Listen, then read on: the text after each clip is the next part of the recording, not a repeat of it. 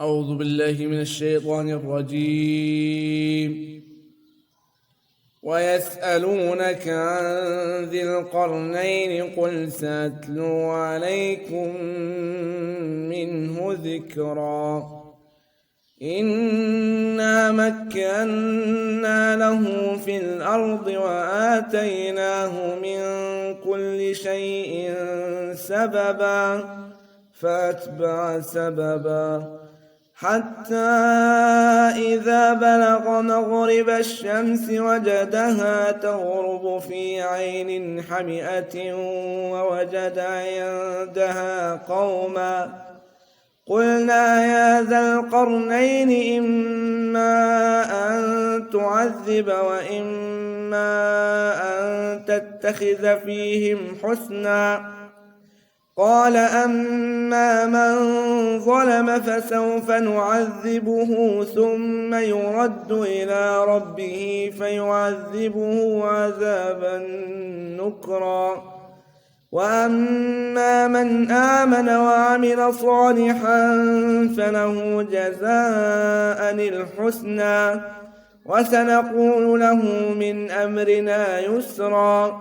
ثم أتبع سببا حتى إذا بلغ مطلع الشمس وجدها تطلع على قوم لم نجعل لهم من دونها سترا. كذلك وقد أحطنا بما لديه خبرا. ثم أتبع سببا حتى إذا بلغ بين السدين وجد من دونهما قوما لا يكادون يفقهون قولا.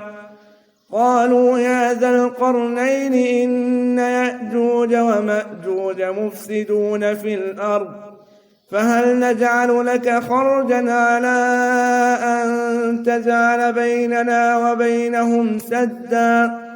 قال ما مكني فيه ربي خير فاعينوني بقوة أجعل بينكم وبينهم ردما.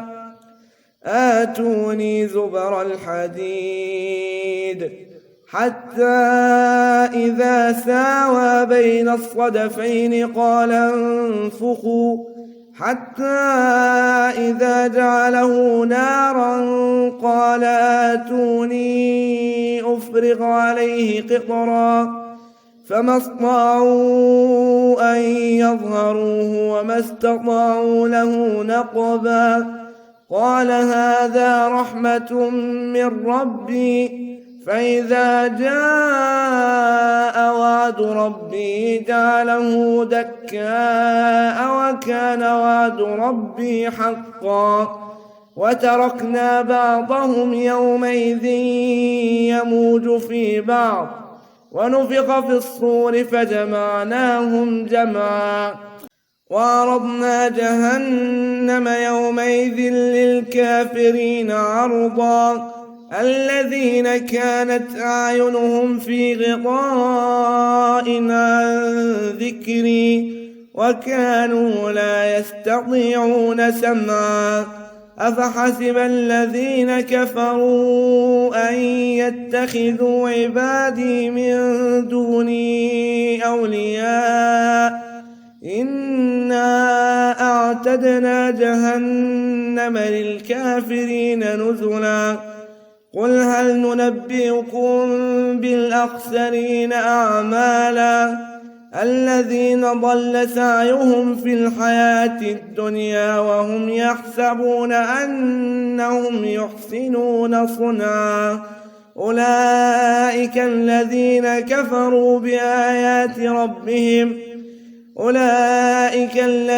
كفروا بآيات ربهم ولقائه فحبطت أعمالهم فلا نقيم لهم يوم القيامة وزنا. ذلك جزاؤهم جهنم بما كفروا واتخذوا آياتي ورسلي هزوا. إن الذين آمنوا وعملوا الصالحات كانت لهم جنات الفردوس نزلا خالدين فيها لا يبغون عنها حولا قل لو كان البحر مدادا لكلمات ربي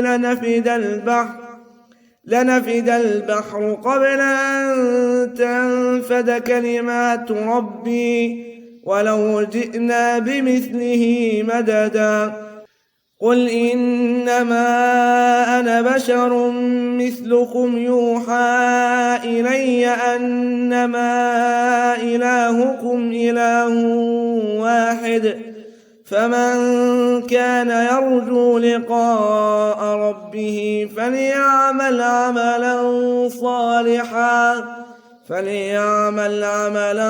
صالحا ولا يشرك بعبادة ربه أحدا. صدق الله العظيم.